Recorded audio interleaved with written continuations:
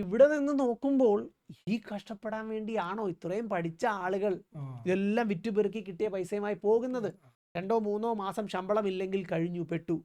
അതെ, ഇവിടുത്തെ ഏജൻസികൾ മുഖേനയാണല്ലോ ഇവിടുത്തെ സ്റ്റുഡൻസ് എല്ലാം വെളിയിൽ പോകുന്നത്. ഈ ഏജൻസികളൊന്നും പറഞ്ഞു കൊടുക്കില്ല, ഇന്ന പ്രശ്നങ്ങളുണ്ടെന്നൊന്നും പറഞ്ഞു കൊടുക്കില്ലേ? ഇവിടെയുള്ള ഒരു പേരൻസിനെ സംബന്ധിച്ച് അവർക്ക് എങ്ങനെ തിരിച്ചറിയാൻ സാധിക്കും ഈ യൂണിവേഴ്സിറ്റി വാലിഡ് ആണോ അതോ തട്ടിപ്പാണോ എന്നുള്ളത്?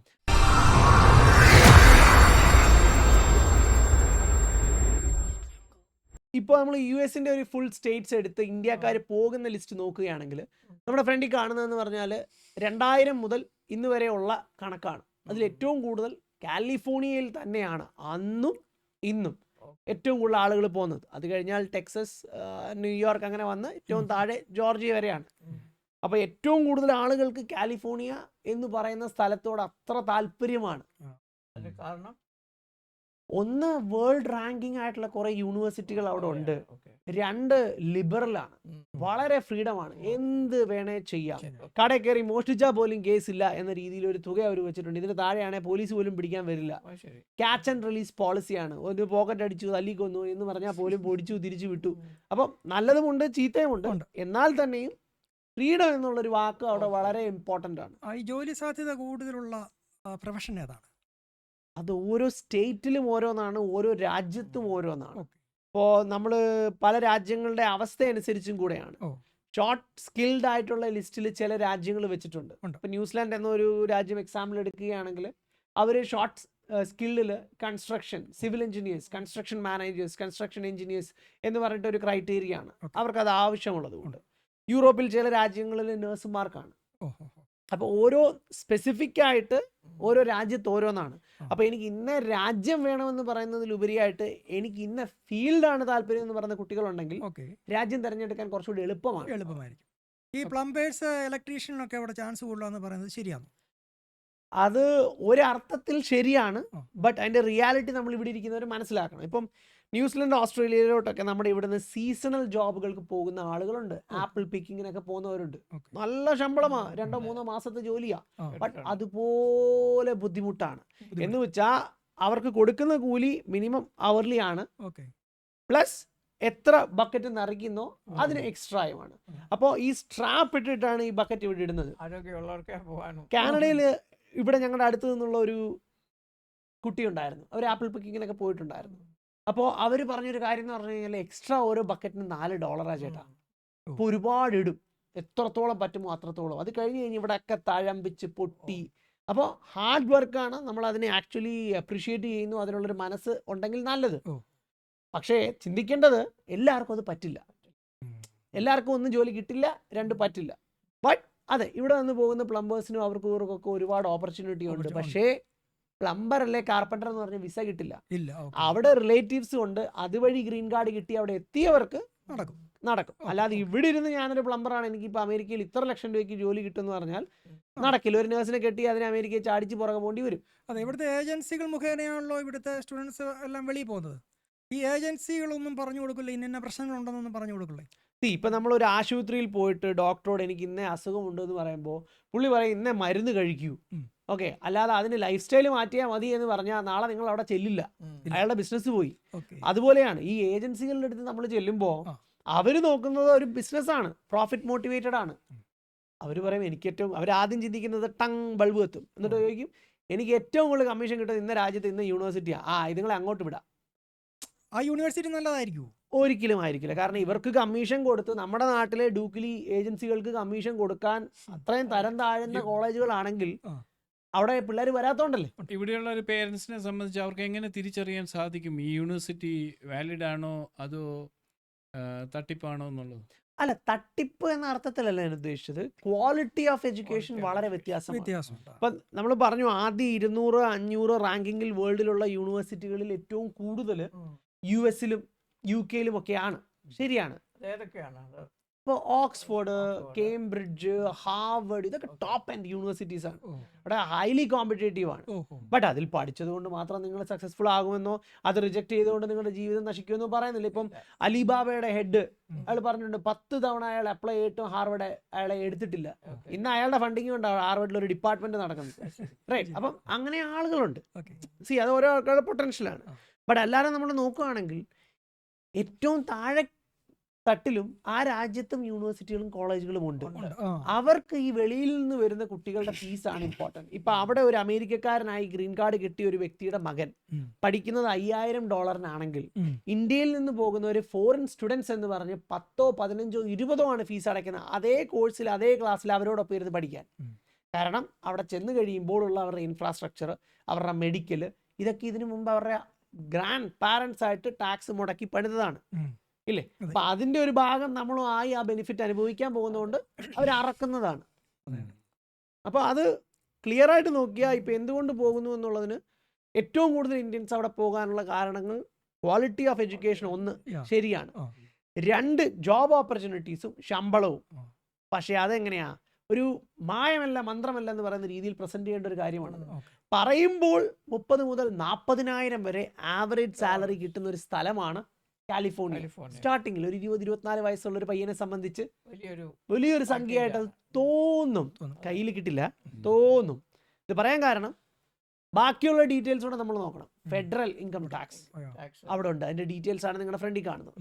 ഓക്കെ, 11,000 താഴെ ഉള്ളവർക്ക് 10%, അതിന് മുകളിൽ 44,000 വരെ ഉള്ളവർക്ക് 12%. ഇത് കഴിഞ്ഞാൽ ഇനി അവിടെ സ്റ്റേറ്റ് ടാക്സ് ഉണ്ട്, അതായത് സോഷ്യൽ സെക്യൂരിറ്റി, ഹെൽത്ത്, മെഡിക്കൽ കുറേ വരുന്നുണ്ട്. ഈ കട്ടിങ്ങുകളെല്ലാം കഴിഞ്ഞ് ഫൈനലായിട്ട് $40,000 ശമ്പളം വാങ്ങുന്ന ഒരാളെ സംബന്ധിച്ച് എന്ന് വെച്ചാൽ നമ്മളിപ്പോൾ സംസാരിച്ചു കൊടുത്ത് പറഞ്ഞു 20 മുതൽ 24 വരെ വയസ്സുള്ള കുട്ടികളിൽ ഏറ്റവും നന്നായി പെർഫോം ചെയ്യുന്ന ഒരാൾക്കാണ് 40 കിട്ടുന്നത്. ആ 40 കിട്ടുന്ന ഒരാൾക്ക് കയ്യിൽ വരുന്നത് ആഫ്റ്റർ ഓൾ ദ കട്ടിങ്സ് $2,608 ആണ്. അപ്പൊ 40-ൽ 4 കയ്യിൽ വരുന്നില്ല, കയ്യിൽ വരുന്ന എല്ലാം കഴിച്ച് 2,600. ഇതിൽ വേണം നമ്മുടെ എല്ലാ ചെലവും, റെന്റ് ഉൾപ്പെടെ. അക്കോമഡേഷൻ അത് ഉൾപ്പെടുന്നുണ്ടോ? ഓ ഇല്ല, ഒരു രക്ഷയും. അല്ലെ വ്യത്യാസം അതാണ്. കാരണം ഇപ്പം നമ്മൾ പഠിച്ചുകൊണ്ടിരിക്കുമ്പോൾ ഒരു റൂമിൽ 5 പേരും 10 പേരും ഒക്കെ ആയിട്ട് താമസിക്കും, പാർട്ട് ടൈം ജോലിയൊക്കെ ചെയ്ത്. ഇത് കഴിഞ്ഞ് ഒരു നല്ല പേരുള്ള ഒരു ജോലി, വൈറ്റ് കോളർ ജോബൊക്കെ കിട്ടി പറയുമ്പോൾ $40,000 ശമ്പളം എന്നൊക്കെ പറഞ്ഞിട്ട് അവസാനം വീണ്ടും 4-5 പേര് ഒരു റൂമിൽ നിൽക്കില്ലല്ലോ. അപ്പൊ അവർ വെളിയിലേക്ക് മാറും. അങ്ങനെ മാറുമ്പോൾ വരുന്ന പ്രശ്നമാണ് നിങ്ങളുടെ മുൻപിൽ കാണുന്നത് ഹൗസിംഗ്. അതിന്റെ കൂടെ വരുന്നതാണ് യൂട്ടിലിറ്റീസ്, അതിന്റെ കൂടെ വരുന്നതാണ് ട്രാൻസ്പോർട്ടേഷൻ, ഗ്രോസറീസ്. ഇതെല്ലാം കമ്പൈൻ ചെയ്യുമ്പോൾ ആ വരുന്ന എമൗണ്ടിൽ നടക്കുമോ എന്നുള്ളതാണ്. റൈറ്റ്, ഏറ്റവും ബേസിക് ആയിട്ട് ഏറ്റവും ചിലവ് ചുരുക്കി ജീവിക്കുന്ന ഒരാൾക്ക് വരുന്ന കോസ്റ്റാണ് $2,700 പെർ മന്ത്. എന്ന് വെച്ചാൽ നിങ്ങളുടെ ഏജ് ഗ്രൂപ്പിൽ ഏറ്റവും നന്നായി പെർഫോം ചെയ്യുന്ന ഒരാളാണെങ്കിൽ 40 കിട്ടിയിട്ട് ഇതിൽ 1-2 ദിവസം പട്ടിണി കിടന്നാലേ നിങ്ങൾക്ക് ഏറ്റവും ചിലവ് ചുരുക്കി ജീവിക്കാൻ പറ്റുകയുള്ളൂ. അപ്പോൾ അതാണ് അവിടുത്തെ യാഥാർത്ഥ്യം. ഇതിൽ നിന്ന് മിച്ചം വെച്ചിട്ട് വേണം നമ്മൾ ബാങ്ക് ലോൺ തിരിച്ചടയ്ക്കാൻ. അതെ, അതായത് ഇപ്പോൾ 2 തവണ പട്ടിണി കിടന്ന് നമ്മുടെ ചിലവ് മീറ്റ് ചെയ്യുന്നതിന് പകരം ഒരു 30 തവണ പട്ടിണി കിടന്ന് ലോൺ അടയ്ക്കണം. ഇവിടുത്തെ കുട്ടികൾ ലോൺ എടുത്ത് പോയി ബുദ്ധിമുട്ട് അനുഭവിക്കുന്ന ആരെങ്കിലും ഉണ്ടോ ഈ ഭാഗത്ത്? നാട്ടിൽ നിന്ന് പോയി ഒരുപാട് പേര്, ഇപ്പൊ എസ്പെഷ്യലി എനിക്ക് അറിയാവുന്ന 1-2 കേസുകൾ നോക്കിയാൽ കാനഡയിലാണ്. അത് തന്നെ ഒരു ബാങ്കിൽ നിന്നുള്ള കമ്മ്യൂണിക്കേഷൻ വഴി ഞാൻ കാനഡയിൽ ഉണ്ടായിരുന്നത് കൊണ്ട് അവർ ചോദിച്ചതാണ്, അതേ ബാങ്കിൽ അതേ ബ്രാഞ്ചിലുള്ളത് കൊണ്ട് അവർ ചോദിച്ചതാണ് ഈ പറയുന്ന പോലെ ഇന്ന കോളേജിൽ നമുക്ക് കോണ്ടാക്ട് ചെയ്യാൻ പറ്റുമോ, അവർ തിരിച്ചടയ്ക്കുന്നില്ല. അതുകൊണ്ട് അവിടുത്തെ ഒരു മാനേജർ എന്നോട് ചോദിച്ചതാണ് ഈ കോളേജ്, ഈ യൂണിവേഴ്സിറ്റി എങ്ങനെയാണ്, ഇത്ര വർഷം പഠിക്കുമോ, 7-8 വർഷം പഠിക്കാൻ പറ്റുമോ? 8 വർഷമൊന്നും എന്തായാലും പഠിക്കാൻ പറ്റില്ല. 8 വർഷമായിട്ട് അടവ് ഇല്ല. അപ്പോൾ ഒന്ന് ചിന്തിക്കുക, നമ്മൾ എടുത്ത ലോണ് 10 വർഷത്തേക്കാണ് അടയ്ക്കാനുള്ളത്. ഇതിൽ 8 വർഷം ഓൾറെഡി കഴിഞ്ഞു എന്ന് പറയുമ്പോൾ അക്യുമുലേറ്റഡ് ഇൻട്രസ്റ്റ് എന്ന് പറയുന്നത് അങ്ങ് സ്കൈ ഹൈ ആണ്. ഇനി അടവ് ശരിക്കുള്ള അടച്ച് തുടങ്ങിയാൽ പോലും അത് തീരില്ല.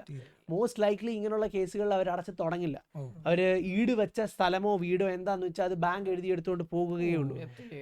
അതുകൊണ്ട് തന്നെ ഏതാണ്ട് വളരെയധികം ഉറപ്പോടെ പറയാം, നമ്മുടെ നാട്ടിലെ ഏതാണ്ട് ഒരു 10-15% സ്ഥലങ്ങൾ ഇങ്ങനെ ഈട് വെച്ച് പോയതിൽ ബാങ്കുകാർ കൊണ്ടുപോകും. അവർ ലേലം വെക്കും, സേവ് ചെയ്ത് കാശായി വെച്ചവൻ അത് ചെറിയ വിലയ്ക്ക് വാങ്ങിച്ചോണ്ട് പോകും.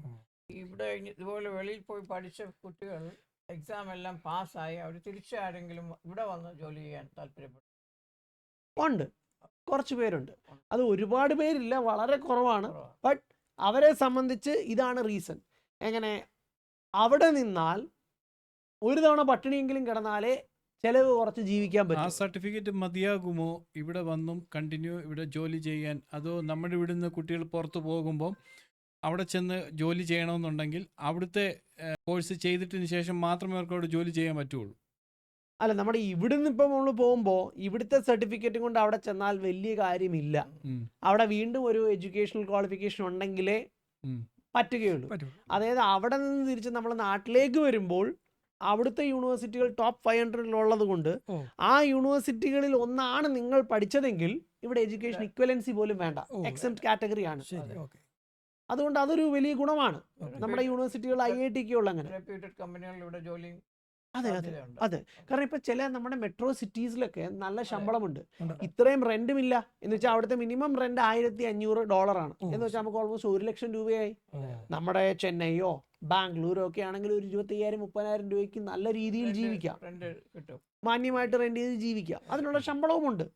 അതെ, ഇവിടുത്തെ ഒരു സ്റ്റുഡൻറ്റ് കമ്പ്യൂട്ടർ സയൻസ് കഴിഞ്ഞ ഒരു കുട്ടി അവിടെ പോയി നേരിട്ട് ചെന്നാൽ ജോലി കിട്ടില്ല എന്നല്ല അതിൻ്റെ അർത്ഥം. അവിടെ പോയി വേറെ കോഴ്സ് ചെയ്യണം, അങ്ങനല്ലേ പറഞ്ഞത്? ഉറപ്പായിട്ട്. അതായത് ഇപ്പോൾ എനിക്ക് അറിയാവുന്ന ഒരുപാട് പേര് ഇപ്പം നമ്മൾ ആ രാജ്യങ്ങളിൽ ഉണ്ടായിരുന്നത് കൊണ്ട് കണ്ടുവരുന്ന ഒരു കാര്യം, US ചെന്ന് ജോലി ലഭിക്കാത്തത് കൊണ്ട് കാനഡയ്ക്ക് ശ്രമിക്കുന്നു PR-ന് വേണ്ടിയിട്ട്. ഓക്കെ, അതേ സമയത്ത് ഇക്കരെ കാനഡയിൽ വന്നിട്ട് നടക്കാത്തത് കൊണ്ട് US ജോലിക്ക് പോകുന്നു. അപ്പോൾ അക്കരെ നിന്നാൽ ഇക്കരെ പച്ച എന്നുള്ള സാധനമാണ് ആ ബോർഡറിന് അപ്പുറം ഇപ്പുറം. ഇതിൽ റിലേറ്റീവ്സ് വഴി PR കിട്ടി, അതായത് ഗ്രീൻ കാർഡ് കിട്ടി അവിടെ പോയ ഫാമിലീസ് ഉണ്ട്, ഇവിടുത്തെ എല്ലാം വിറ്റുപെറുക്കി അവിടെ ചെന്നിട്ട് നല്ലൊരു ജോലി കിട്ടാതെ റീറ്റെയിൽ സ്റ്റോറുകളിൽ നിൽക്കുകയാണ്. അവർക്കത് മോശമുള്ള കാര്യമല്ല, കാരണം അവിടെ എല്ലാ ജോലിക്കും അതിൻ്റെതായിട്ടുള്ള മാന്യതയും ശമ്പളവും ഉണ്ട്. ബട്ട് നമ്മൾ ഇവിടെ നിന്ന് നോക്കുമ്പോൾ ഈ കഷ്ടപ്പെടാൻ വേണ്ടിയാണോ ഇത്രയും പഠിച്ച ആളുകൾ ഇതെല്ലാം വിറ്റുപെറുക്കി കിട്ടിയ പൈസയുമായി പോകുന്നത് എന്ന് ചിന്തിക്കും. ബട്ട് അവരും rent to rent, paycheck to paycheck ആണ്. ഒരു പേ ചെക്ക് മിസ്സായാൽ പ്രശ്നം തുടങ്ങി. 2-3 മാസം ശമ്പളം ഇല്ലെങ്കിൽ കഴിഞ്ഞു, പെട്ടു.